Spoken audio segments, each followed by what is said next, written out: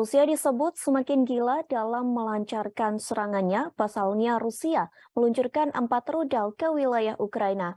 Selain itu, Rusia juga meluncurkan 26 serangan udara serta 27 serangan sistem roket peluncuran ganda. Hal ini mendorong para anggota NATO untuk meningkatkan kekuatan militernya. Pasalnya dikhawatirkan serangan Rusia tersebut bisa meluas ke negara sekutu NATO. Tak hanya itu, pergerakan NATO ini juga bertujuan mencegah meluasnya ancaman serangan rudal nuklir Presiden Rusia Vladimir Putin.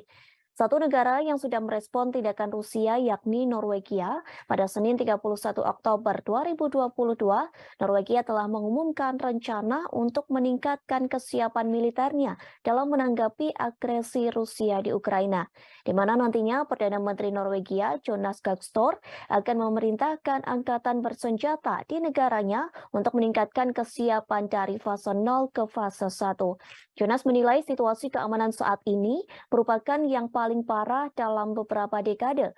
Pihaknya menyebut presentase Rusia menyerang Norwegia atau negara lain kemungkinan kecil.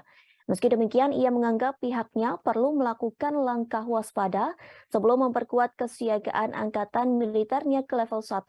Angkatan bersenjata Norwegia telah terlebih dahulu meningkatkan kehadiran di sekitar infrastruktur penting di Laut Utara. Hal itu dilakukan selama beberapa pekan terakhir ini. Tindakan ini dilakukan menyusul dugaan sabotase pipa gas Nord Stream Rusia di Laut Baltik. Norwegia juga menemukan seorang agen mata-mata asal Rusia yang menyamar menjadi dosen. Alasan inilah yang mendorong pemerintah Oslo untuk menyerukan sikap siaga.